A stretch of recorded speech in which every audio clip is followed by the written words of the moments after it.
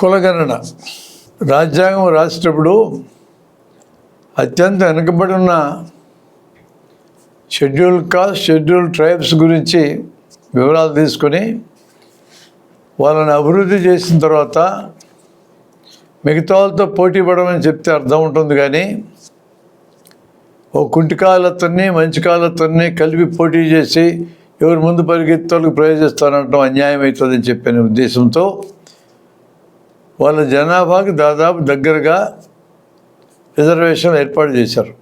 కానీ అలాగే వెనుకబడినటువంటి మరో సెక్షన్ ఉంది, బ్యాక్వర్డ్ క్లాసెస్, బీసీలు. ఇప్పుడు దాదాపు 52% ఉన్నారంటున్నారు.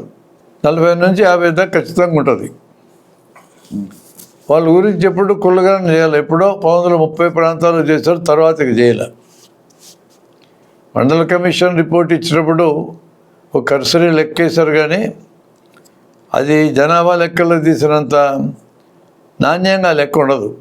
ఏ కులం ఎంతమంది ఉన్నారు, వారి వారి ఆర్థిక స్థితిగతులు ఎలా ఉన్నాయని లెక్కేస్తే ఆ సమూహాలని అభివృద్ధి చేయడానికి కావాల్సిన ప్లానింగ్ చేయడానికి వీలైద్దున్న ఉద్దేశంతో కులగణన అని చెప్పి అడుగుతున్నారు చాలామంది.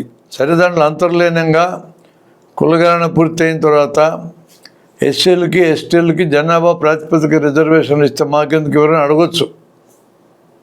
అది వాళ్ళ మనసులో ఉండదని మనమే అనుకోనక్కర్లా. కేవలం కులాల జనాభా నిష్పత్తి తేలిస్తేనే సమస్య పరిష్కారం కాదు. ఆ సమూహాలకి మొత్తానికి రిజర్వేషన్ ఇచ్చినంత మాత్రాన ఆ సమూహాలు కంప్లీట్గా అభివృద్ధి అవుతాయని కూడా చెప్పలేము. మరి దాదాపు 1200 కులాలు ఎస్సీ కులాలు ఉంటే దేశంలో 2 కులాలు, అందులో కొన్ని కుటుంబాలు ఎక్కువ వాడుకున్నాయిగా రిజర్వేషన్ని.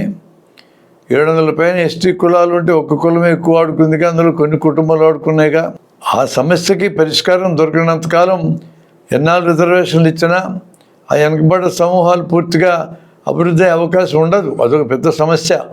దాని దగ్గరికి పోవడంలా అసలు కులగణన అడిగినటువంటి వాళ్ళందరూ అర్బన్ నక్సలైట్లని తిట్టిపోస్తున్నారు ప్రధానమంత్రి గారు. ఈ మధ్యనే కులగణన మేము కూడా చేస్తామని ఆయనే ప్రకటించాడు. ఉత్తరప్రదేశ్ మత ప్రభావం ఎక్కువ, బీహార్లో కుల ప్రభావం ఎక్కువ. బీహార్ ఎన్నికలు దగ్గరలో వస్తున్నాయి 2025 చివరికల్లా. దానికోసం కులగణన నేను చేస్తానన్నారా? ఉండొచ్చు.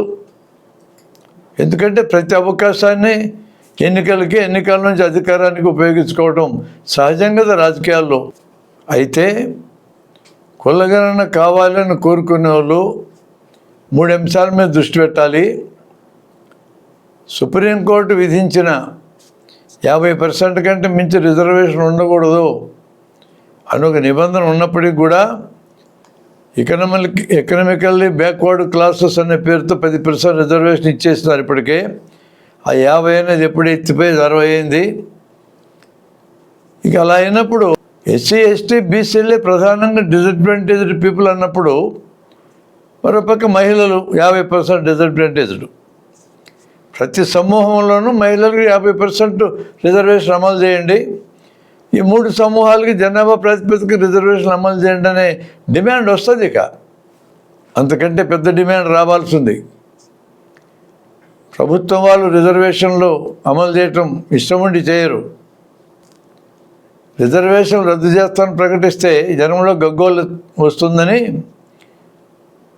ఇప్పుడు అమలు జరుగుతున్న రిజర్వేషన్లు ప్రభుత్వ సంస్థల్లోనే, ప్రైవేటు సంస్థలు లేవు. కాబట్టి ప్రభుత్వ సంస్థలు అన్నిటినీ ప్రైవేటు సంస్థలకు మార్చేస్తే పీడపోతుంది కదా అని ఆలోచించే అవకాశం ఉంది. పరిపాలించటంలో ఒత్తిడి చేయాలనుకుంటే ప్రైవేటు సంస్థల్లో రిజర్వేషన్ అమలు చేయాలి.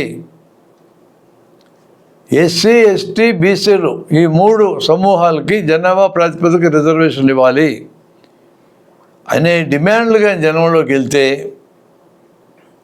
ఈ డిమాండ్లు నెరవేర్చడం ఇప్పుడు పరిపాలించడానికి సాధ్యం కాదు. ఎందుకంటే ఈ దేశాన్ని పూర్తిగా ప్రైవేట్ వాళ్ళకి ఇవ్వడానికి కమిట్ అయినారు వాళ్ళు. అలాంటప్పుడు ప్రైవేట్ సంస్థలు రిజర్వేషన్ ఇవ్వాలనే డిమాండ్ కానీ ప్రజల్లోకి వెళ్ళిపోతే అందులో దాదాపు 16 నుంచి 18% ఉండే ఎస్సీలు, 8% ఉండే ఎస్టీలు, 50% ఉండే బీసీల్లోకి కానీ డిమాండ్ వెళ్ళిపోతే అనివార్యంగా రిజర్వేషన్ ఇవ్వాలి, లేదా అధికారంలో తప్పుకోవాలి.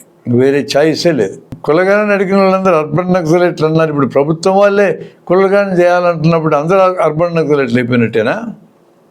అసలు ఏందా తిట్టుకు అర్థం లేని తిట్టు అది.